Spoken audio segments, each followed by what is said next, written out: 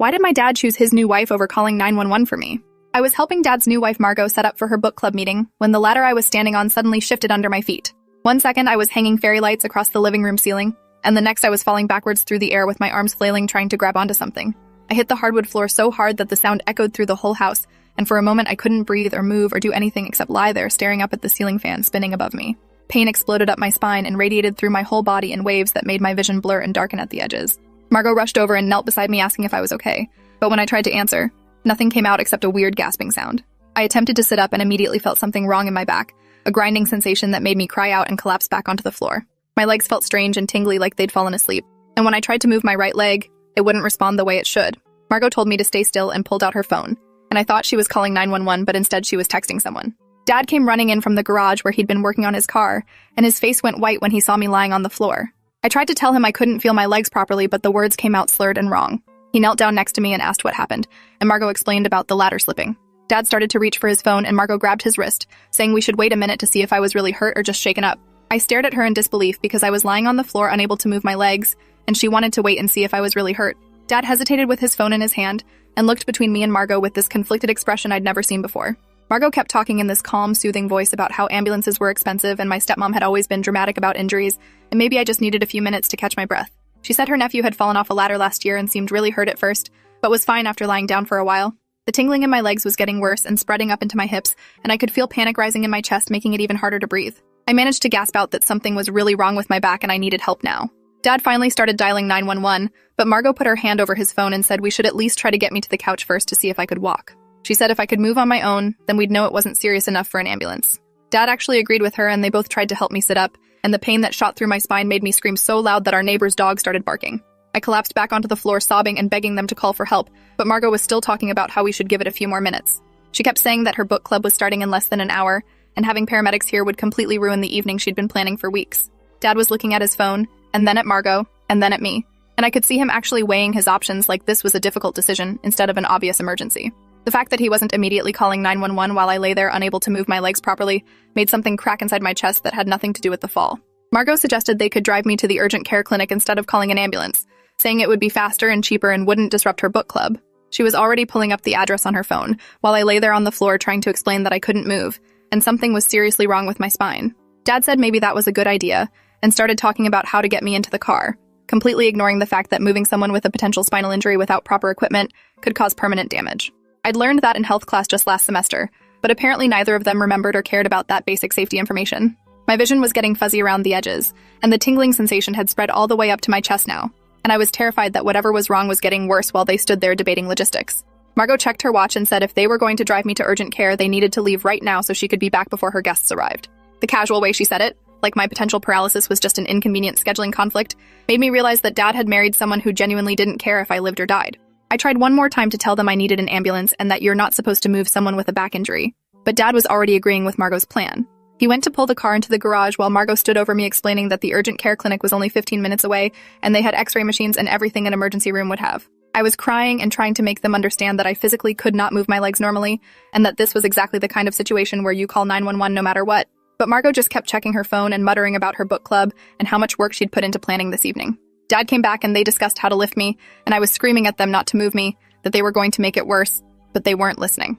Margot grabbed my arms and Dad grabbed my legs, and when they lifted me off the floor, the pain was so intense that everything went white and I think I passed out for a few seconds.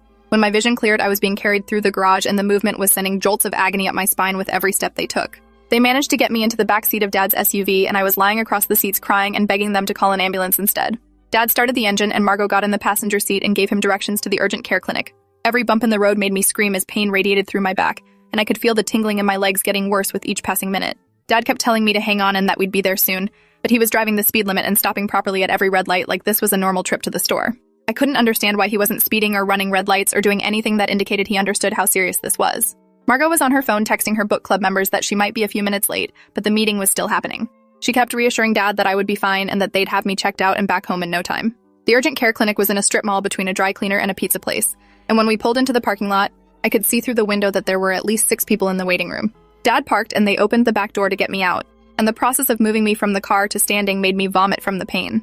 Margot looked disgusted and stepped back to avoid getting anything on her shoes while Dad tried to support my weight. My legs wouldn't hold me properly and I kept buckling, and Dad ended up having to half carry me toward the entrance with Margot walking ahead to open doors. The people in the waiting room stared as we came in, and the receptionist's eyes went wide when she saw me. Dad explained that I'd fallen off a ladder and hurt my back and couldn't move my legs right, and the receptionist immediately said that sounded like something that needed an emergency room, not urgent care. She said they weren't equipped to handle potential spinal injuries and we should have called 911 from home. Dad and Margot exchanged looks and Margot started arguing that surely they could at least do an x-ray to see how bad it was. The receptionist was shaking her head and saying that even if they could take x-rays, they couldn't treat a spinal injury here, and we'd just end up being transferred to a hospital anyway. A nurse came out from the back and took one look at me and asked how long ago I'd fallen. When Dad said it had been about 20 minutes, her face changed completely, and she asked why they hadn't called an ambulance. Margot launched into her explanation about wanting to avoid the expense and thinking urgent care would be faster, and the nurse cut her off saying that 20 minutes was way too long to wait with a potential spinal injury, and that moving me without proper support could have caused permanent damage. She told them they needed to call 911 right now, and that I should be lying flat and immobilized until paramedics arrived. Dad finally pulled out his phone and dialed while the nurse helped me lie down on the floor of the waiting room. She was asking me questions about what I could feel and where the pain was, and when I told her about the tingling spreading up my torso, her expression got very serious. She told the other people in the waiting room to give us space, and grabbed blankets from somewhere to put under my head. Margot was standing off to the side looking annoyed and checking her watch again, and I heard her tell Dad that she was going to have to cancel her book club after all this. The paramedics arrived maybe 8 minutes later and came rushing in with a stretcher and equipment. They immediately began asking questions about the fall and what symptoms I was experiencing. And when I described the tingling and inability to move my legs properly, they exchanged worried looks. One of them asked Dad why he'd waited so long to call and why he'd moved me instead of calling from the scene. Dad started explaining about Margot thinking urgent care would be better, and the paramedic cut him off saying that with the symptoms I was describing, the delay and unnecessary movement could have serious consequences. They fitted me with a neck brace and carefully rolled me onto a backboard, securing me with straps so I couldn't move at all. The process was excruciating and I was crying and apologizing for crying, and one of the paramedics kept reassuring me that I was doing great and we'd get to the hospital soon. They loaded me into the ambulance and one of the paramedics stayed in the back with me while the other drove. I could hear the siren starting up as we pulled away from the urgent care clinic. The paramedic in the back with me was doing neurological tests, asking me to try to move different parts of my body and rating my responses. When I tried to wiggle my toes on my right foot, nothing happened, and I saw him make a note on his tablet. He started an IV and took my vital signs while explaining that we were going to the regional trauma center because they had the best neurosurgery department in the area. The word neurosurgery made my stomach drop, and I asked if that meant I needed surgery on my spine. He said they wouldn't know anything for sure until we got to the hospital and they did imaging, but with my symptoms, it was definitely a possibility. The ride seemed to take forever, even with the sirens going, and every turn made me acutely aware of how strapped down I was and how little control I had over what was happening to my body. The paramedic kept checking on me and asking questions to keep me conscious, and I told him about falling off the ladder and how long it took before anyone called for help. He didn't say anything judgmental, but I could see his jaw tighten when I mentioned the 20-minute delay. We arrived at the hospital and I was rushed through doors into what looked like a trauma bay with bright lights and lots of people in scrubs. Everyone was moving fast and talking to each other using medical terms I didn't understand. Someone cut off my shirt and started placing electrode stickers all over my chest, while someone else was examining my back. A doctor introduced herself as Dr. Okonkwo and explained they were going to do a CT scan of my spine to see what was damaged. She asked me the same questions about what I could feel and move, and when she tested the reflexes in my feet with some kind of tool, one foot responded but the other didn't. Her face remained neutral, but I saw her exchange a look with one of the nurses. They wheeled me down a hallway into a room with a large machine and carefully transferred me onto the scanning table. The technician explained that I needed to stay completely still, and that the machine would make loud noises. The scan itself only took maybe 10 minutes, but it felt like an eternity lying there, unable to move, and wondering what they were seeing on those images of my spine. After the scan, they wheeled me to a room in what the nurse called the Neuro ICU. Dad and Margot arrived about 30 minutes later, and I could hear them arguing in the hallway before they even came into my room. Dad was saying something about how Margot's book club wasn't important, and she was saying something about how she'd planned it for weeks and couldn't just cancel. When they finally came in, Margot stayed near the door while Dad came to my bedside looking shaken and guilty. He started apologizing and saying he should have called 911 right away, and I just stared at him, unable to process that he was apologizing for something that could have permanently paralyzed me. Dr. Okonkwo came in with the CT results and explained that I had a fractured vertebra in my lower spine and significant swelling of the spinal cord. She said the swelling was compressing the nerves that controlled my legs, which explained the weakness and numbness. She said I needed surgery within the next few hours to stabilize the fracture and relieve the pressure on my spinal cord, and that the delay in getting treatment had made the swelling worse. Dad's face went pale, and he asked if the delay meant permanent damage. Dr. Okonkwo said it was too early to tell, but that every minute of pressure on the spinal cord increased the risk of permanent nerve damage. She needed Dad to sign consent forms for the surgery, and she needed them signed immediately because time was critical. Dad's hands were shaking as he signed the paperwork, and Margot was still standing by the door checking her phone. Dr. Okonkwo looked at Margot and asked if she had any questions about the procedure, and Margot just shook her head and said she was sure everything would be fine. The doctor's expression suggested she had opinions about Margot's level of concern, but she kept them professional and said the surgical team was being prepped right now. 2 orderlies came in and started unlocking my bed wheels, preparing to take me to the operating room. Dad grabbed my hand and said he loved me and that I'd be okay, and I wanted to believe him, but I couldn't stop thinking about how he'd chosen Margot's book club over my safety. They wheeled me down to the surgical floor and into a prep area where an anesthesiologist introduced himself and explained what would happen during the procedure. He said they'd put me under general anesthesia and that I wouldn't feel anything or remember anything from the surgery. A nurse started adding medications to my IV and told me I'd start feeling drowsy soon. I asked her what would happen if the surgery didn't work, and she squeezed my hand and said the doctors here were the best, and I was in good hands. The last thing I remember before going under was being wheeled into a bright white operating room with lots of equipment and masked faces looking down at me. Someone told me to count backward from 10, and I got to maybe 7 before everything went black. When I woke up, I was in a different room with my throat feeling raw and my mouth incredibly dry. There was a tube down my throat, and I started panicking and trying to pull at it, but my hands were restrained and nurses rushed over telling me to stay calm. One of them explained I was still intubated because they wanted to keep me on the ventilator for a few more hours to make sure everything was stable. The tube came out later that evening and my throat hurt so badly I could barely swallow. A different doctor came in and introduced himself as Dr. Yates, the neurosurgeon who'd operated on me. He explained they'd put 2 metal rods and 6 screws in my spine to stabilize the fractured vertebra and had removed some bone fragments that were pressing on my spinal cord. He said the surgery went well, but the amount of swelling they found was concerning and indicated significant trauma to the cord. When I asked if I'd be able to walk again, he said it was too early to tell, and we'd know more over the next few days as the swelling went down. He did some neurological tests similar to what the paramedic had done, asking me to try to move my legs and feet. I could move my left leg a little, but my right leg still wasn't responding properly. Dr. Yates made notes and said we'd continue monitoring closely and start physical therapy as soon as possible. Dad came in after the doctor left and tried to hold my hand, but I pulled away. He looked hurt and asked what was wrong, and I just stared at him until he sat down and stopped trying to touch me. I spent the next 3 days in the ICU while they monitored my spine and managed my pain with medications that made everything feel fuzzy and distant. Dad came to visit every day and tried to talk to me, but I had nothing to say to him. Margot came once, stayed for maybe 10 minutes, and left saying she had things to take care of at home. On the 4th day, they moved me to a regular hospital room, and a physical therapist came to assess my mobility. She helped me try to sit up in bed, and the movement made my back scream with pain despite the medications. We worked on small movements like trying to lift my legs and flex my feet, and while my left side was responding better, my right side was still significantly impaired. The therapist said this was actually somewhat encouraging, because it meant the nerves weren't completely damaged, just severely irritated from the swelling. She said recovery would be a long process and would require intensive physical therapy, possibly for months. The word months hit me like a physical blow because I'd been hoping this would be something I could recover from in a few weeks. Dad brought my little sister Ivy to visit on day 5, and she started crying when she saw all the tubes and monitors attached to me. She was only 9 and didn't really understand what had happened, just that I'd fallen and hurt my back. I tried to smile and tell her I was okay, but my voice came out weak and unconvincing. Ivy asked when I was coming home, and I had to tell her I didn't know yet.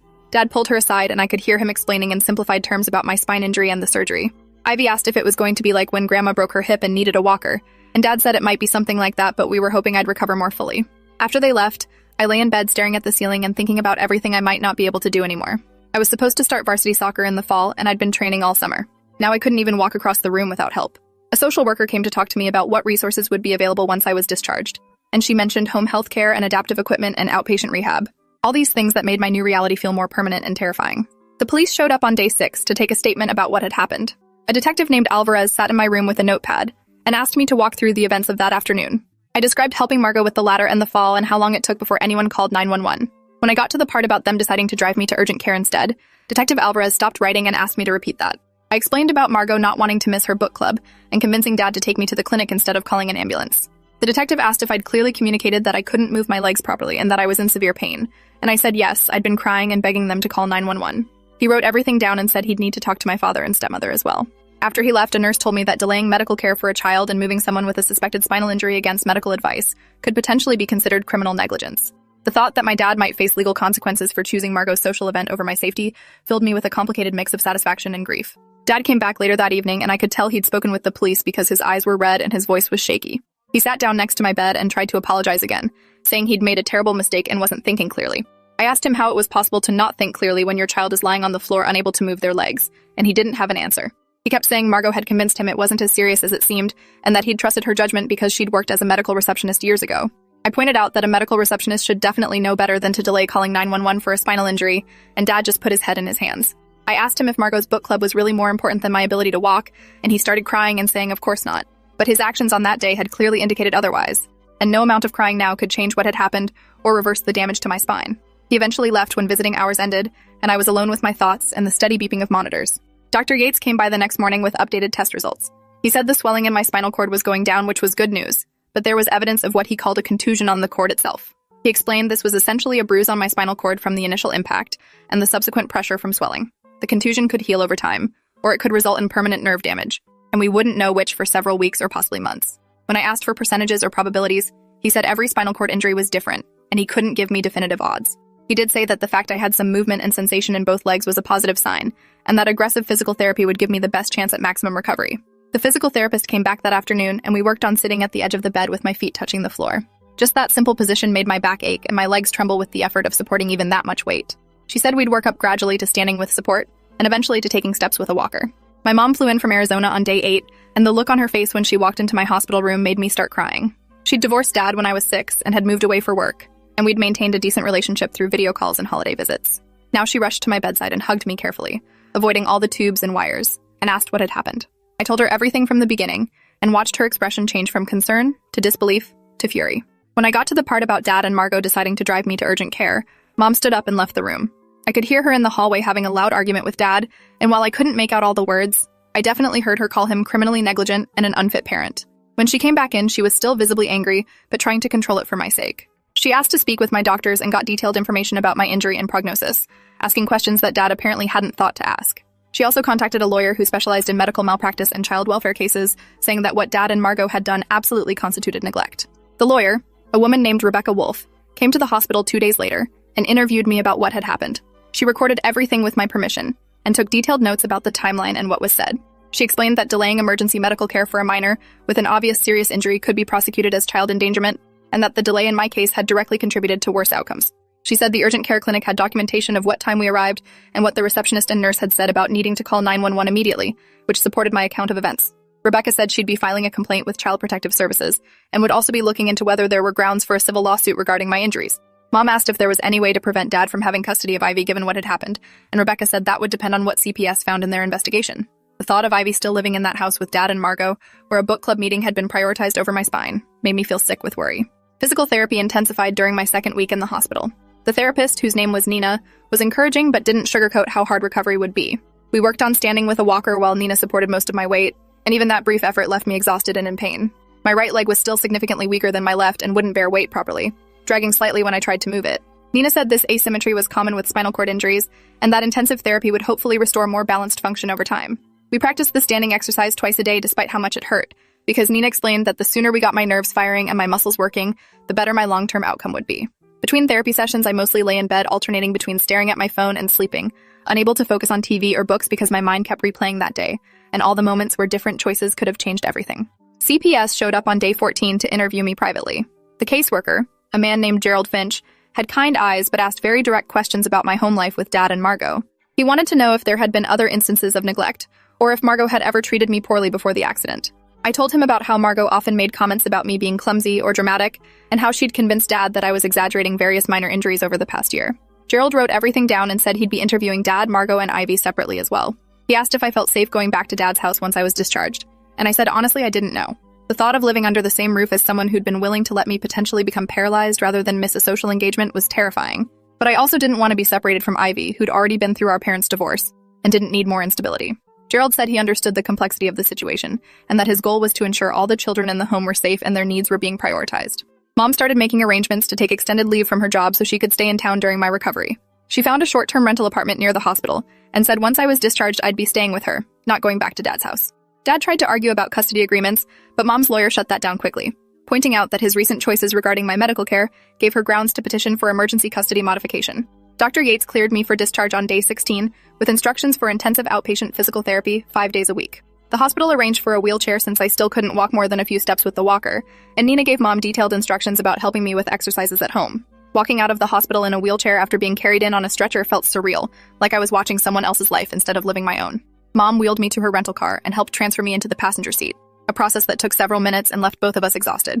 The rental apartment was a small furnished place on the ground floor with no stairs, which Mom had specifically requested. She'd already bought a shower chair and installed grab bars in the bathroom, and had set up one of the bedrooms with a hospital bed she'd rented. The level of preparation she'd done in just a few days showed how seriously she was taking my care, which made the contrast with Dad's choices even more stark. That first night in the apartment, I tried to shower with Mom's help and ended up crying from a combination of pain, frustration, and humiliation at needing assistance with basic hygiene. Mom just held me while I cried and said we'd get through this together, that it was okay to be upset and scared and angry about what had happened. She helped me into bed afterward, and I fell asleep almost immediately, more exhausted than I'd ever been in my life. Physical therapy started the next day at an outpatient facility 20 minutes away, and Mom had to help me transfer from the wheelchair to the car, and then from the car to another wheelchair at the clinic. My physical therapist at the outpatient clinic was a man named Russell, who had apparently worked with many spinal cord injury patients. He did a thorough assessment of what I could and couldn't do, testing strength and range of motion and reflexes in both legs. My right leg was still significantly impaired with reduced reflexes and difficulty with voluntary movement, while my left leg was maybe 60% of normal function. Russell designed a therapy program that would work on rebuilding strength and retraining my nervous system to communicate properly with my muscles. The exercises were exhausting and painful, involving resistance bands and balance work and trying to walk between parallel bars while Russell supported my weight. After an hour, I was drenched in sweat and close to tears, and Russell said I'd done great for a first session. I couldn't imagine doing this 5 days a week for months, but Russell said consistency was absolutely critical for recovery, and missing sessions would significantly slow my progress. Mom drove me back to the apartment where I immediately collapsed into bed and slept for 3 hours. Dad started calling and texting constantly asking to see me, but I ignored most of his attempts at contact. Mom was handling communications with him through her lawyer regarding custody and medical expenses. The hospital bills were astronomical, already over $200,000 with more coming from the surgery and ongoing therapy. Dad's insurance would cover some of it, but there would be significant out-of-pocket costs, and Rebecca Wolf was building a case that Dad and Margot should be financially responsible for those costs given their negligence. CPS completed their investigation after 3 weeks and issued findings that Dad had exercised poor judgment that endangered my health and welfare. They mandated parenting classes and regular home visits if he wanted to maintain custody of Ivy, and they put our case on a monitoring list. Gerald Finch called to tell me these results and said that while they couldn't force criminal charges, their findings could be used in custody proceedings and civil lawsuits. The validation that an official agency had confirmed Dad's choices were wrong felt important, even though it couldn't undo the damage to my spine. My 16th birthday came and went without celebration while I was in the thick of daily therapy. Mom made a small cake and we ate it in the apartment, and Ivy came over with a card she'd made. Dad dropped her off and tried to come inside, but Mom blocked the door and said he wasn't welcome. Ivy gave me a long hug and whispered that she missed me and wished I'd come home, and I had to explain that I couldn't come back to Dad's house right now. She didn't fully understand and started crying, and Dad had to come collect her while she was still upset, which made me feel guilty even though none of this was my fault. After they left, Mom and I talked about long-term plans, and she said she was looking into transferring permanently to a position in this city so we could stay together during my recovery. The thought of starting over at a new school in a wheelchair filled me with dread. But staying in Dad's house was absolutely not an option, so this seems like the lesser of two bad choices. Physical therapy progress was maddeningly slow. After 6 weeks, I could walk short distances with a walker, but my right leg still dragged noticeably, and I had constant pain in my lower back. Russell said this was actually significant improvement given the severity of my injury, but it didn't feel significant when I couldn't walk normally or stand for more than a few minutes. The asymmetry in my legs was improving gradually, with my right side slowly regaining more function, but Russell warned it might never be completely equal to my left. He also said I'd probably always have some level of back pain, and would need to be careful about certain movements and activities. The realization that this injury would affect me for the rest of my life, that I'd never again take simple movement for granted, hit me at random moments and made me want to scream. I started seeing a therapist named Dr. Kim to help process the trauma and anger and grief, and she helped me understand that what I was feeling was completely valid and normal given what had happened. Rebecca Wolf filed a civil lawsuit against Dad and Margot 3 months after my injury, citing negligence and child endangerment. The lawsuit sought compensation for medical expenses, future therapy costs, pain and suffering, and potential long-term disability. Dad's lawyer tried to argue that it was a judgment call made in good faith, but Rebecca had the urgent care clinic's documentation of their staff saying I needed emergency care immediately, the paramedics' report noting the dangerous delay, and Dr. Okonkwo's testimony that the delay had likely worsened my outcome. Margot hired her own lawyer separate from Dad's and tried to claim she'd deferred to Dad's judgment as the parent, but Rebecca had my detailed account of Margot being the one who convinced Dad to delay calling 911. The legal process was slow and frustrating, with depositions and document requests and endless back and forth between lawyers. Meanwhile, I was still doing physical therapy 5 days a week and slowly regaining function, though Russell warned my progress would likely plateau at some point before I reached full recovery. I turned 17 in physical therapy, doing leg lifts with resistance bands while Mom sat in the waiting room. Russell brought in a cupcake with a candle and sang happy birthday, and I cried because this wasn't how I'd imagined spending this year of my life. I'd thought I'd be playing varsity soccer and learning to drive and applying to colleges, not relearning how to walk and dealing with chronic pain and suing my own father. The lawsuit settled out of court after 7 months, with Dad's insurance company agreeing to pay a significant sum to cover all my medical expenses, plus additional compensation for my injuries. Margot's insurance also contributed, though her lawyer negotiated a smaller amount. The money didn't change anything about my spine or my daily pain or the permanent limitations I now had, but at least I wouldn't be buried in medical debt for the rest of my life. Rebecca said the settlement was actually quite large and reflected how egregious Dad and Margot's conduct had been, that the insurance companies had decided it was cheaper to settle than risk a jury trial where the facts would make Dad and Margot look even worse. Physical therapy eventually transitioned to 3 days a week, then 2. As Russell said, I'd reached the point where I'd plateaued in my recovery.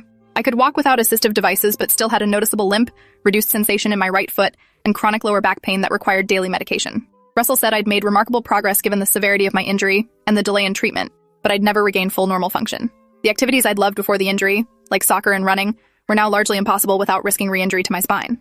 Russell helped me identify modified activities I could do safely, like swimming and certain types of cycling, but it wasn't the same. Dr. Kim helped me work through the grief of losing my pre-injury life and capabilities, and slowly I started accepting this new version of myself. Mom made her transfer permanent, and we found a real apartment to settle into, and I enrolled at the local high school for my junior year. Dad and I eventually started having supervised conversations at Dr. Kim's office, working towards some kind of relationship repair. He'd completed the CPS-mandated parenting classes and seemed genuinely remorseful, but I wasn't sure I'd ever fully trust him again. The knowledge that he'd chosen Margot's social event over potentially saving me from permanent injury created a crack in our relationship that I didn't know could be fully repaired. Ivy came to stay with Mom and me on weekends, and slowly we rebuilt our sisterly bond in a new context. She asked questions about my limp and my scars, and why I couldn't do some things anymore, and I tried to answer honestly in age-appropriate ways. Dad and Margot divorced 8 months after my injury, with Dad saying he realized she'd had a toxic influence on his judgment and parenting. Whether that was true or just a convenient narrative, I wasn't sure, but at least Ivy wouldn't be living with Margot anymore. 2 years after the fall, I graduated high school with decent grades despite having missed significant time for medical appointments and therapy. My limp was less pronounced but still noticeable, and I had to take breaks to sit down during the graduation ceremony because standing too long made my back hurt. Mom cried when they called my name and I walked across the stage, probably remembering a time when it wasn't clear if I'd walk again at all.